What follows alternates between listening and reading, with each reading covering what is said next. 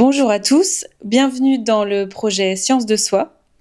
Dans cette première vidéo, on aimerait vous présenter ce projet et quel but nous anime pour le mener ensemble. Bonjour, je m'appelle Carole Labédan, j'exerce depuis plus de 30 ans comme thérapeute autour des enjeux des transmissions entre les générations.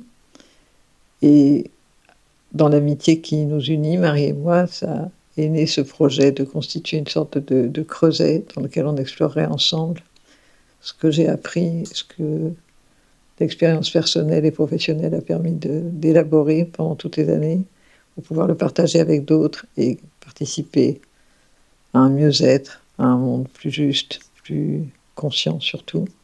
Donc le projet Science de Soi est né de ça, de ce désir de rendre hommage finalement à la capacité des humains d'élaborer à partir de leur vie et de partager cette élaboration.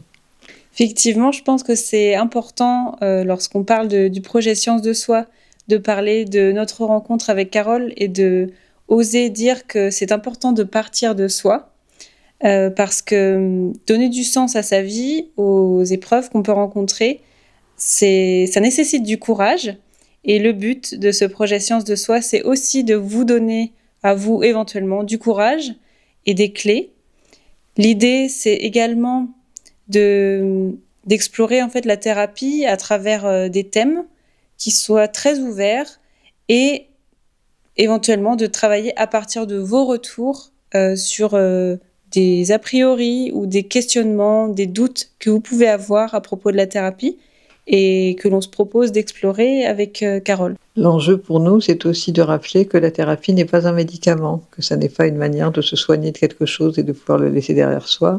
C'est au contraire plutôt une incitation effectivement au courage, comme le dit Marie, le courage dont nous avons besoin pour faire face à tout ce qui se présente à nous, aux épreuves bien sûr, mais aussi à l'exercice tout simplement de vivre pour transformer cet exercice en compétence et se souvenir que peut-être que le but de la vie n'est pas tant en tout cas n'est pas seulement de se réjouir, de trouver du confort et du plaisir, mais de donner du sens à ce qu'on vit, y compris quand c'est difficile. Et nous espérons que ces partages vont pouvoir vous y aider.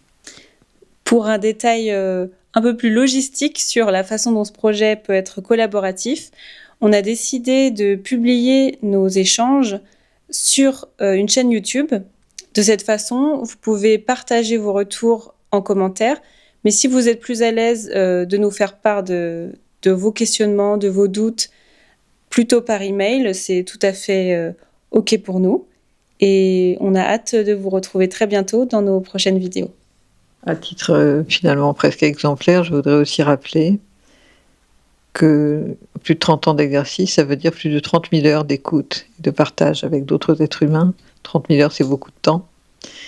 Donc ça suppose qu'on découvre de nouveaux territoires, qu'on explore de nouvelles contrées, qu'on met à jour des choses que peut-être dans la vie courante on a tendance à négliger ou à ne pas voir. Donc ça, c'est une motivation importante de faire fructifier cette sorte de patrimoine du sensible comme ça, pouvoir le faire circuler. Et puis d'un point de vue plus engageant encore, je dirais, il y a le fait que personnellement, je me considère comme survivante d'une famille extrêmement pathogène. Je ne suis certainement pas la seule à avoir une famille difficile. Et je voudrais rappeler à quel point c'est important d'en faire une richesse, d'en faire une compétence, et non pas seulement de survivre à une malédiction. Je n'ai rien à ajouter de particulier. Ou alors là, tout de suite, j'ai rien qui me vient d'autre.